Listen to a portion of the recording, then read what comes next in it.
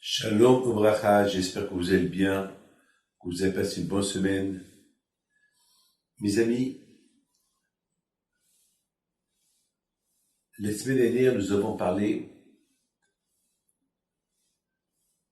être fier de notre judaïsme et sans répondre à la provocation. Cette semaine, nous allons parler de quelqu'un qui était prophète, il était riche et il était aussi un des plus grands prophètes que le monde a eu. Il n'était pas juif, il s'appelle Bilam. Alors vous savez très bien que dans la Torah on dit toujours « Souviens-toi ce que Bilam Aracha a voulu faire ». Et qu'est-ce qu'il a voulu faire Bilam? Bilam, la force à lui, c'était la bouche. Vous savez c'est quoi la bouche? Avec la bouche on mange, avec la bouche on parle. La vie et la mort, elle est entre la langue. Vous savez, un juge, ce qu'il décrète, s'il décrète la vie, décrète la mort, c'est la mort.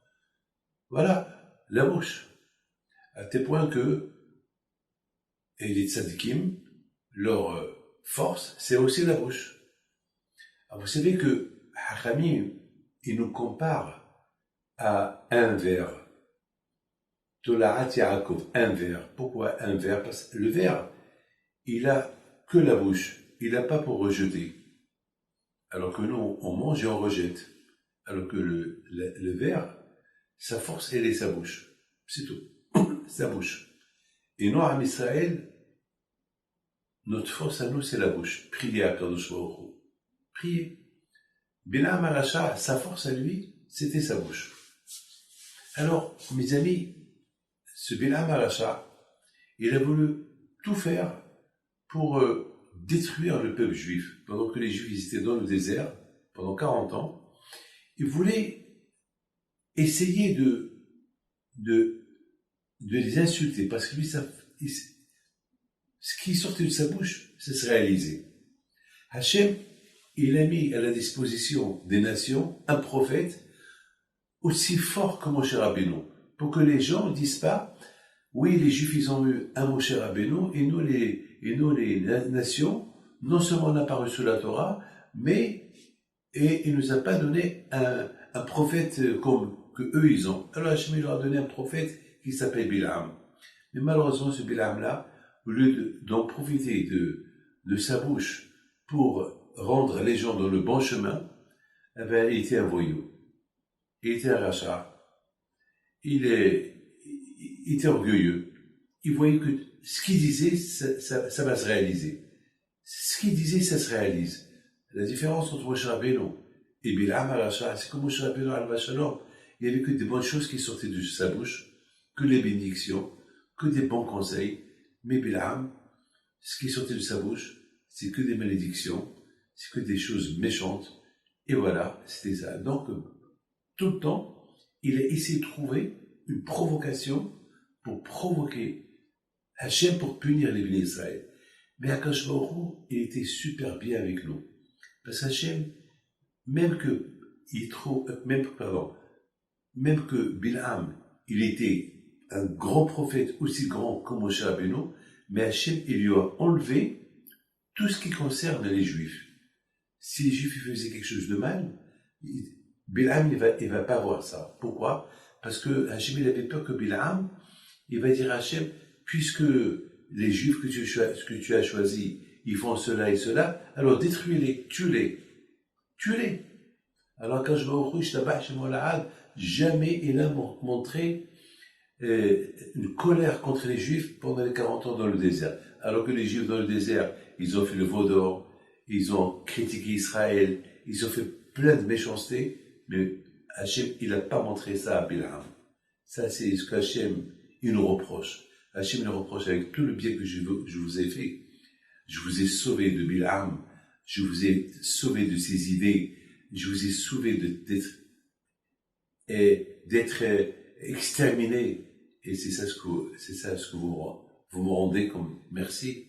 Donc quelque part, Akash Baruch Hu, il nous dit, mais Akash Baruch Hu dit, rappelez-vous Zchorna, rappelez-vous, Mayat, tout ce que le mal qui vous a fait Bilam, et moi je ne l'ai pas écouté.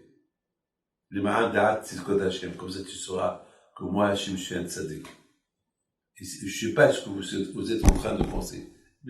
N'oubliez pas, mes amis, ce que je voudrais vous dire, c'est que je n'ai pas compris pourquoi Akadosh Baruch Hu, il a laissé vivant. Pourquoi? C'est vrai. Il y a ce qu'on appelle Hachem, il avait peur que les nations, ils vont trouver un argument que pourquoi tu ne nous as pas donné un prophète comme Bilam, comme Moshe Rabbeinu. Mais c'est vrai. Alors qu'il aurait dû leur donner un prophète comme Moshe Rabbeinu. Et pourquoi Hachem, il a fait que ce prophète-là était méchant? Je ne comprends pas pourquoi quand je m'en tu laisses quelqu'un aussi méchant que pour faire du mal aux Juifs. Et d'ailleurs, c'est Bilam qui a donné un conseil à Balak, le roi Balak, parce que le roi Balak, il a dit à Bilam, je te donne des milliards, je te donne ce que tu veux, mais je veux que tu maudis les Juifs. Trouve un moyen pour les maudire. Et Bilam, il a essayé par tous les moyens pour trouver un moyen pour les maudire, il n'a pas trouvé. Et à la fin, au lieu de les maudire, il a commencé à les bénir. Et même ses bénédictions, dans sa tête, il pensait, voilà, tout ce que je bénis, que ça devient le contraire. Regardez la ruse qu'il a mis Bilam. C'est comme si je dis à quelqu'un, je te souhaite une bonne santé, mais dans ma tête, je l'insulte. Non, que ce soit le contraire de la bonne santé. C'est haram, c'est péché ça. J'ai pas le droit de faire ça, même à mon propre ennemi. J'ai pas le droit de le faire. J'ai pas le droit de le faire. Alors je ne comprends pas. Comment est-ce possible que Hachem il a laissé un homme comme ça vivre? C'est vrai.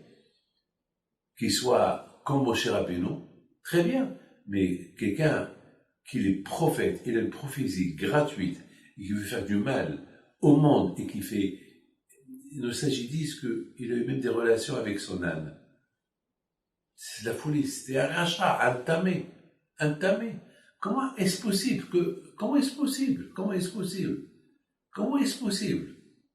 d'être et prophète et rachat, de voir, vous savez qu'est-ce que la Torah dit? La Torah dit que Bilam, il connaissait même la minute de la colère du bon Dieu. Vous vous rendez compte? Ça veut dire que lorsque il va voir le bon Dieu, il est en colère, il va dire, Hachem, détruis le peuple juif. Et Hachem, il peut le faire. Parce que avec un mot. Vous savez c'est quoi le mot kalem? Kalem, c'est détruire-les. Mais le mot kalem, kaflamed, même, c'est les mêmes lettres de Meler. Meler, c'est le roi. Ça veut dire, il dit Hachem, parce qu'il a une seconde à parler. Alors, ça veut dire Meler, c'est-à-dire roi, détruis-les. Regardez quelle intelligence il a eu Bilam. Parce que la seconde de la colère d'Hachem, il faut dire un mot, pas plus, parce qu'Hachem, sa colère, elle est en une seconde. Mais en une seconde, il peut détruire le monde. Alors, Bilam, il a été tellement intelligent qu'il a trouvé un mot, et dans ce mot-là, il y a le roi, qui est le bon Dieu, et il y a détruire-les. Alors comment? Kalem. Alors, je me suis posé une question. Alors, pourquoi il n'a pas dit Meler? Meler, c'est le roi, parce que Kalem, c'est les mêmes lettres de Meler. Alors, pourquoi il n'a pas dit Meler? Parce que Bilam, il avait peur que s'il dit Meler, ça veut rien dire. Meler, ça veut dire le roi. Ça veut dire que Bilam, il donne des éloges au roi. Mais le fait qu'il dit Kalem, détruis-les, c'est pas des éloges. Ça veut dire, roi, détruis-les. Parce que toujours, le bon Dieu, il voit que la chose positive et pas la chose négative. Alors, Kalem, c'est grave. Alors, je ne comprends pas pourquoi quand je vois il a fait ça. Eh bien, mes amis, écoutez bien ce que je vais vous répondre. Vous savez, dans la vie, on est beaucoup intéressé à des informations. Ce qu'on appelle, vous avez, en France, il y a à 20 heures, je me rappelle, il y a des années, je me rappelle que on disait que le monde voyait les informations à 8 heures. Il y a, il y a, il y a les journaux, les informations, il y a le Figaro, il y a, il y a beaucoup de journaux, news, evening news, les informations du soir. Au Maroc, il y avait le matin. Enfin, chaque pays il a ses journaux. Et les journaux, c'est pour l'information. Bon, aujourd'hui, il y a des réseaux sociaux qui te donnent toutes sortes d'informations. Vous savez, mes amis, que aujourd'hui, le monde, imaginez-vous, si vous achetez un journal, vous n'allez pas acheter le journal d'hier, ou le journal d'avant-hier, ou le journal de la semaine dernière. Un journal, c'est le journal d'aujourd'hui, où les gens sont intéressés de savoir qu'est-ce qu'il y a aujourd'hui. Pourquoi des fois il y a des gens qui disent, ouf, il n'y a rien du tout, c'est les mêmes informations. Ils veulent, le monde, il est curieux. Ils veulent du nouveau toujours, même dans les vêtements. Dans les vêtements, les gens ont ras-le-bol de mettre le même vêtement. Ils veulent toujours changer. La voiture, changer. Même le repas. Imaginez-vous qu'on vous apporte le même repas, vous avez ras-le-bol. Le monde, il vit avec des changements. On ne peut pas supporter la même chose. Mais maintenant, prenons ce qu'on appelle les informations. Les informations, mes amis, beaucoup de fois, ça peut arriver que Dieu préserve, il y a des guerres. Il y a des semaines où il y a un chemichement des mauvaises informations. Une fois, c'est le tsunami. La même semaine, il y a le tremblement de terre, tsunami. Il y a une station nucléaire qui a explosé, une fuite, que Dieu préserve. Et des mauvaises nouvelles. Alors, les gens, ils sont en colère. Ils ont peur. Ils ont peur de ces mauvaises informations. On sent, par exemple, on va sentir qu'il y a une guerre. Alors tout le monde a peur. Mais mes amis, il faut savoir une chose. Au lieu de penser et avoir peur à ces informations, il faut bien comprendre que ces mauvaises informations, c'est nous qu'on les provoque. Parce que si on est bien avec le bon Dieu, que ce soit les juifs, que ce soit les non-juifs, pour tout le monde, si tous on a l'émouna, on a la foi en Dieu, alors il n'y aura pas de mauvaises informations. Il n'y aura que des bonnes informations. Il n'y aura que des bonnes informations. Mais malheureusement, s'il y a des mauvaises informations, il faut être réaliste. C'est parce que ça ne va pas. Parce que c'est nous qu'on provoque les mauvaises informations. Une fois, il y avait un rabbin qui rentrait à la yeshiva. Il a, dans une grande salle où les gens ils étudiaient la Torah. Il appelle un élève. Il dit alors, Mahadash, qu'est-ce qu'il y a de nouveau? Alors, l'élève, il a cru qu'il lui pose la question, qu'est-ce qu'il y a de nouveau dans le monde? Il dit, Rabbi, moi je ne lis pas les journaux, moi, je ne sais pas, je suis allé à yeshiva. Je ne sais pas si vous avez quelque chose à me dire. Il dit, non, j'ai pensé te dire, Mahadash, est-ce qu'aujourd'hui, tu as étudié mieux qu'hier? Alors, si tu me dis aujourd'hui, tu as étudié la Torah mieux qu'hier, ça, c'est la hadashot. C'est ça la bonne information. Être mieux ce que j'étais hier. Vous savez, je voudrais, mes amis, continuer à vous raconter l'histoire de Bilham. Maintenant, l'histoire de Bilham, elle est la suivante. Comment est-ce possible qu'Akadosh Baruch Hu, il a mis aux nations un prophète, qu'il est prophète gratuitement, et de l'autre côté, il est rachat? Je ne comprends pas. Je ne comprends pas pourquoi. Pourquoi Kacha n'a pas fait qu'il soit un vrai prophète, et qui rend les gens dans le bon chemin, c'est tout. Mes amis, il faut savoir une chose. Il y a ce qu'on appelle le libre arbitre. Vous avez compris c'est quoi le libre arbitre? Le libre arbitre, c'est que Hachem, il ne demande pas de toi que tu aies un tzaddik, que tu sois une bonne personne.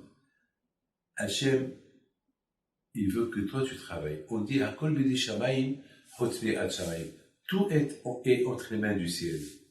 La santé, c'est Hachem qui l'apporte. Le mariage, la joie, la prospérité, la paix, la guerre, la vie, une longue vie. Tout vient d'Hachem. Il y a une seule chose que Hachem ne t'aide pas. Il y a deux choses. le froid et la crainte de Dieu. Ça veut dire, tu vas pas dire, je vais sortir, en pleine neige, je vais enlever mes vêtements et je vais sortir nu dans la rue. Alors là, si tu tombes malade, c'est ta faute. C'est toi qui l'as cherché. Hachem, il ne t'aide pas en ça.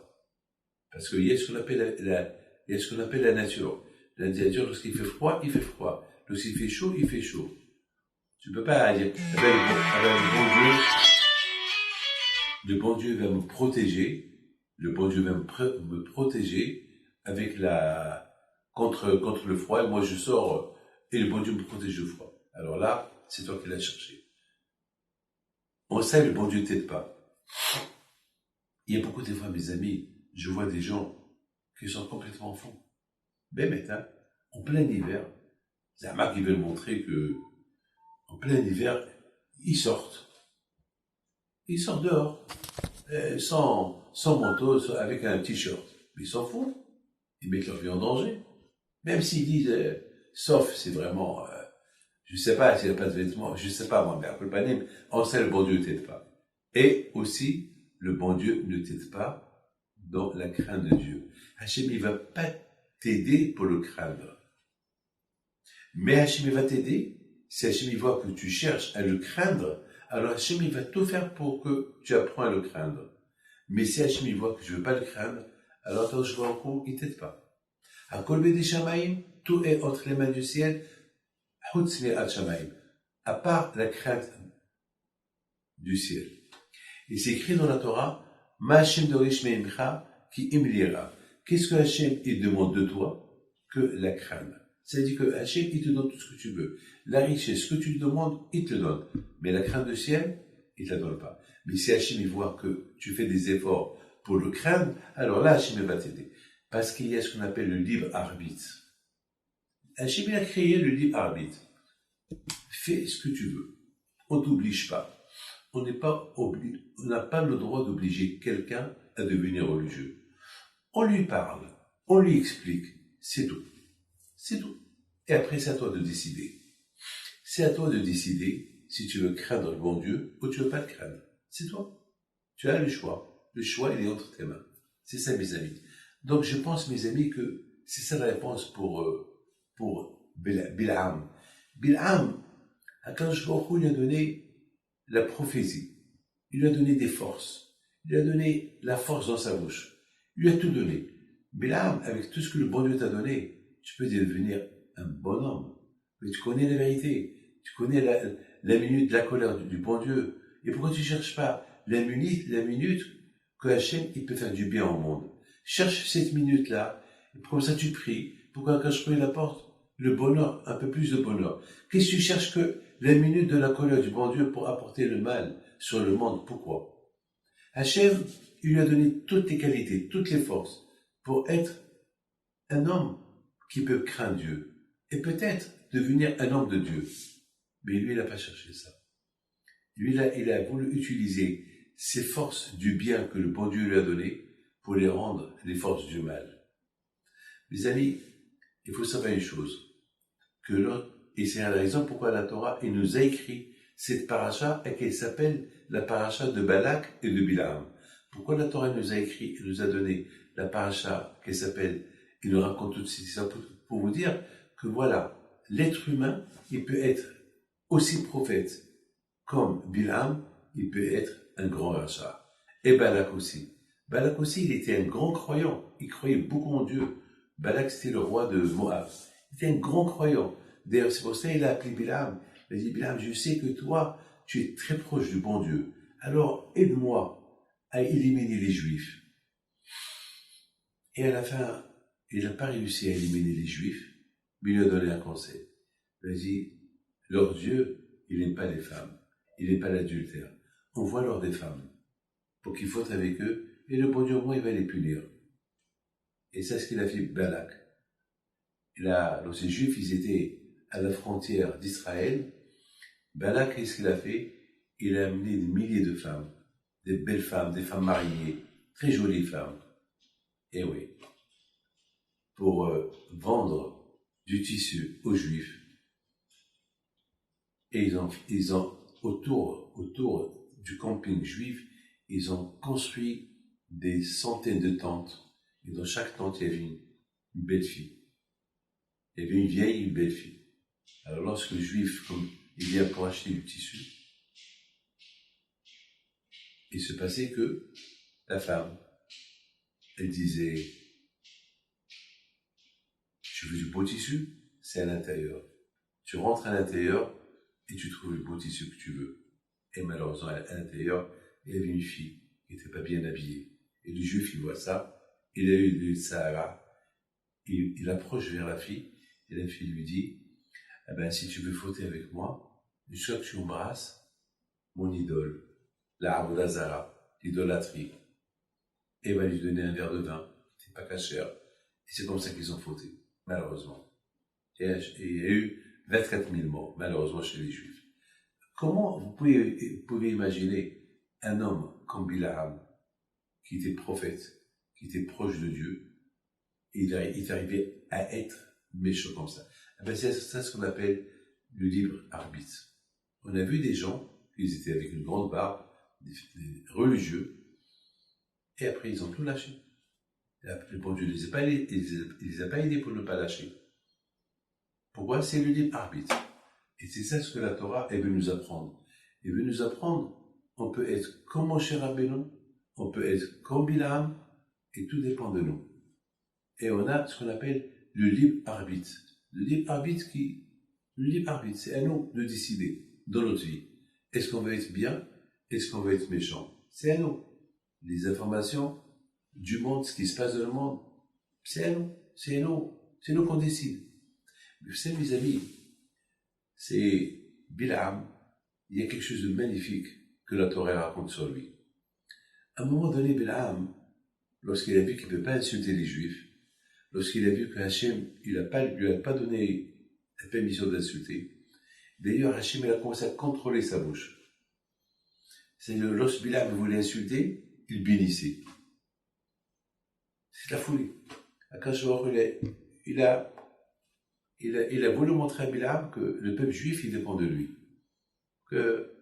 Et c'est un message pour toutes les générations. C'est un message jusqu'à la venue de Mashiach. Que le peuple juif, on ne peut pas le toucher. Jusqu'à maintenant, personne ne l'a touché. Il est intouchable. Il est menacé, mais il est intouchable. Il y a la Torah qui le protège. C'est tout. Et vous savez, le président russe, Poutine, lorsqu'il y avait une réunion des grands rabbins mondiaux en Russie, le dernier jour, ça c'est l'histoire que je vous raconte, c'est le grand rabbin d'Israël qui nous l'a raconté. Donc le dernier jour, le président Poutine, il est venu à cette réunion-là il leur a dit merci que vous avez choisi la Russie pour faire votre réunion. Mais à un moment donné, il a posé une question. Il dit, ce que je ne comprends pas, comment le peuple juif, il existe jusqu'à maintenant. Il a dit, moi je suis russe. Je sais qu'il y a eu des millions de juifs qui ont été tués ici en Russie. Et on n'a pas réussi à les exterminer. Hitler, il a tué 6 millions de juifs. Il voulait tuer tout le monde. Il y a eu beaucoup d'échouages. Le premier temple qui a été détruit, il y avait des millions de juifs tués. Le deuxième temple a été détruit, il y a eu des centaines des millions de juifs tués. Et à l'époque du Moyen-Âge, il n'y avait que 250 000 juifs dans le monde. C'est tout. Vous vous rendez compte? Il n'y avait que 250 000 juifs dans le monde à l'époque du Moyen-Âge. Entre l'Europe et Israël, bien sûr, était déserte. Il n'y avait pas de juifs en Israël. Alors, comment est-ce possible que vous existez encore? Alors, le grand rabbin d'Israël, Rabbi Yitzhak Yosef, il le regarde, il dit, Monsieur le Président, si vous avez posé cette question, c'est que vous avez une réponse. Parce que si vous êtes arrivé à poser cette question, c'est que vous avez une réponse. Et il lui dit, vous voulez savoir la réponse? 100%, c'est parce que vous avez la Torah. C'est la Torah qui vous réunit. La Torah, elle vous protège. C'est tout ce que je peux voir. C'est tout ce que je peux voir. Il n'y a que votre Torah. Votre Torah, elle vous réunit. Il n'y a que ça. Eh ben, le grand rabbin Israël, Rabbi Yitzhak Youssef, lui dit, avec tous les rabbins qui étaient présents, eh ben, c'est ça la réponse. Vous avez bien posé la question et vous avez bien répondu. Et c'est la raison pourquoi on s'est réunis ici. On s'est réunis pour renforcer la Torah. Renforcer la Torah dans le monde. Pour mettre la Torah à la disposition de tout le monde. Qu'elle soit à la portée de chacun. Et grâce à Dieu aujourd'hui, il n'y a aucune question de Torah qu'on n'a pas de réponse. Toutes les questions, tout problème qu'on peut avoir, il y a toujours une réponse à côté du problème. Mes amis, maintenant vous avez compris très très bien quelle est la raison pourquoi Hachem il a mis aux nations un prophète qui n'est pas juif, qui était l'équivalent de Moshe Rabbeinu, uniquement pour nous montrer, voilà ce qu'on peut être sans Torah, et voilà ce qu'on peut être avec la Torah. Parce que la Torah, c'est elle qui le guide. C'est la Torah qui va te guider à prendre le libre arbitre bien. Et tu vas être heureux, tu vas être content. Sans Torah, tu prendras le faux libre arbitre. Et comme ça, le bon Dieu ne t'aidera pas. Vous savez, mes amis, à un moment donné, Bilam, il voit les Juifs. Il a commencé à leur dire, Matuvu ohalecha Yaakov mishkeletcha Israël. Vous savez que dans chaque mariage juif, vous entendez le rabbin qui chante, Matuvu ohalecha Yaakov. D'ailleurs, tous les mariages, même en France, les Ashkenazim, tout le monde chante Matuvu ohalecha. Et qui a dit ça? C'est Bilam. Vous racontez? Vous vous rendez compte? Il y a Bilam Haracha, qu'il est Racha, il dit, quelles sont belles tes tantes, peuple d'Israël. Je suis jaloux de vous. Comme je voudrais bien finir ma vie comme vous. Malheureusement, Bilam, il voulait vivre comme un animal, mais il voulait finir sa vie comme un juif pour avoir le paradis. Pour avoir le paradis, il faut vivre la vérité avec le bon Dieu. Tu ne peux pas vivre la vérité avec le bon Dieu et tu fais n'importe quoi. Non. Tu veux le paradis? Il faut vivre avec le bon Dieu. Tu ne vis pas ta vie avec le bon Dieu, il n'y a pas de paradis. Il est fou. La boule. Les amis, il y a Bilam Haracha. Pendant quelques secondes, il a vu la vérité. Et lui-même, il a dit, Hachem, ils sont extraordinaires ton peuple. Matuvu alecha Yaakov. Quelles sont jolies tes tantes, Yaakov. Aïe, aïe, aïe. Il a vu les Juifs en train d'étudier la Torah. Il a vu les Juifs comment ils respectent la pureté familiale. Ils ne touchent pas les femmes lorsqu'ils sont nida. Lorsqu'il a vu ça, il a dit c'est extraordinaire. Et c'est la raison pourquoi cette phrase-là, un moment de vérité qu'il a vu, Bilam. Un moment de vérité qu'il a vu, Bilam, c'est écrit dans la Torah. Parce que si c'était pas la vérité, la Torah ne l'aurait pas écrit. Mais pendant ce moment-là, vraiment, il a compris que Am Israël, avec la Torah, c'est Hachem est avec eux. Alors, mets-toi la question. Pendant une minute, tu as vu la vérité. Alors, redeviens bien. Allez, profite de cette minute de vérité. Imaginez-vous que je vous donne chaque fois des faux numéros de loto. Des faux numéros de loto. Et en une seconde, je vous dis, voilà maintenant le vrai numéro de loto. Et tu gagnes. Alors, et après, je te redonne les vrais numéros du loto. Eh ben, joue-les. Non, ça y est, ça me suffit. Ça me suffit ce que j'ai. Eh ben, exactement ça, c'était Bilam. Bilam, toute sa vie, il a vécu une vie fausse. Il savait que c'était faux. Mais un jour, il a vu la vérité. Alors, profite. Non. Profite, mais change ta vie. Du faux au vrai. Voilà, tu as vu la vérité. Non. Pourquoi? Parce que c'était dur pour lui de se déconnecter de la vie qu'il avait avant. Il voulait... C'est ça ce qu'on appelle le libre arbitre, la vérité. Mes amis, justement, la Torah, elle nous écrit ça pour nous dire, et vous les Juifs, faites attention. Sachez qu'il y a toujours un moment de vérité. Il y a toujours un moment de vérité. Vous savez, le moment de vérité est toujours lorsqu'on perd quelqu'un de la famille et on l'enterre, on commence à devenir un peu, on commence à faire Kaddish, on commence à écouter le cours de Torah, etc. Et après, l'année qui passe, on oublie tout. On a goûté un an de vérité, et après, on reprend les anciennes habitudes. Et c'est pas bon, c'est pas bien. Mes amis, une fois qu'on découvre la vérité, il faut en continuer. Et c'est ça ce que la Torah veut nous raconter. Ne soyez pas comme Balak, ne soyez pas comme Bilam, qu'au moment que Balak, il croit d'un côté en Dieu, mais de l'autre côté, il est rachat. Il veut maudire les bénis Israël, il veut voler, il veut tuer. De l'autre côté, Bilam, c'est un prophète, un grand prophète, un des plus grands prophètes que la Bible nous raconte. Et de l'autre côté, il a vu un moment de vérité et il a laissé la vérité pour continuer à vivre le faux. Je vous raconte une histoire, je termine. Il y avait une fois un monsieur, il avait une ferme. Donc, il élevait les poulets. Alors, il a acheté un lot de poulets. Un lot de poulets.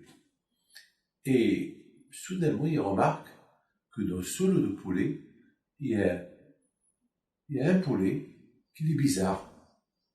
Il n'est pas comme les autres. Mais lui aussi, il picore, comme tout le monde. Il n'a rien compris. Il n'a rien compris. Et les poulets, ils grandissent. Et ce poulet bizarre, il prend une autre forme. Il avait l'air d'un aigle, avec ses pattes, sa tête, son beau. Il picore comme tout le monde. Il n'a rien compris.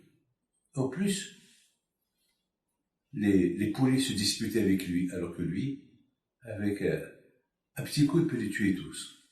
Il peut les manger. Mais lui, non, il joue avec eux. Il joue avec eux. Il a peur d'eux. Un jour, ils ont commencé à grandir jusqu'à que l'aigle, qu'on a cru jusqu'à mettre c'était un poulet, il est devenu un aigle. Il a, avec ses ailes d'un mètre, 2 mètres de long.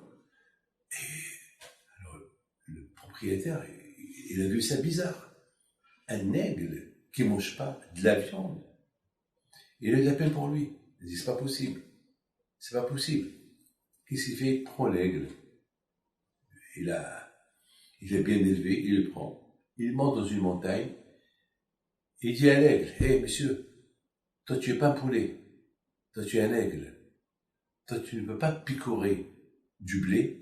Toi, tu manges de la chair. Les poulets ne peuvent pas voler. Toi tu peux monter jusqu'à 10 000 mètres. Tu peux monter aussi haut que possible.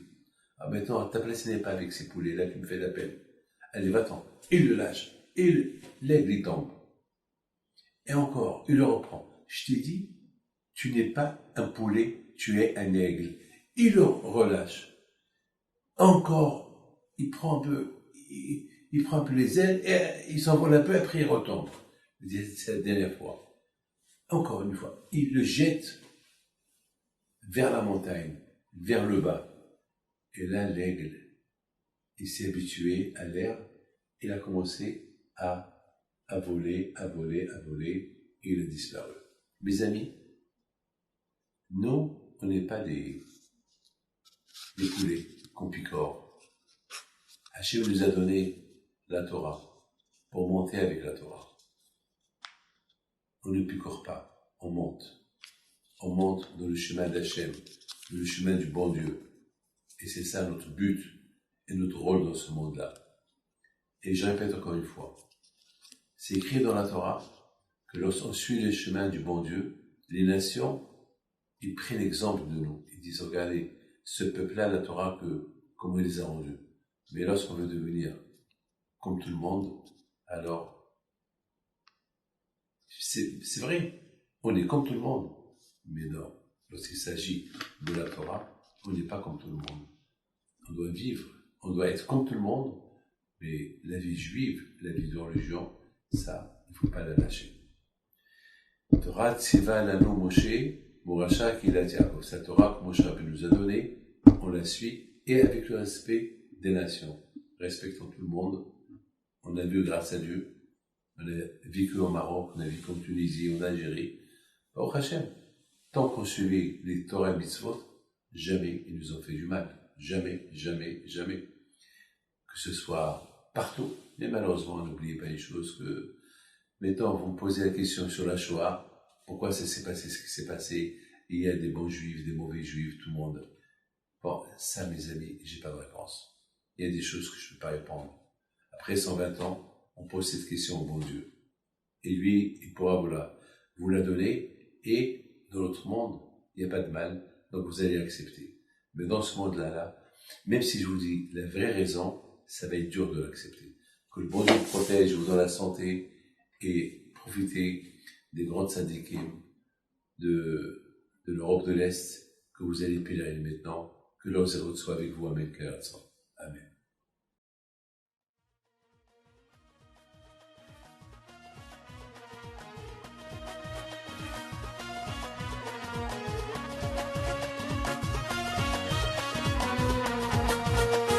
Non tu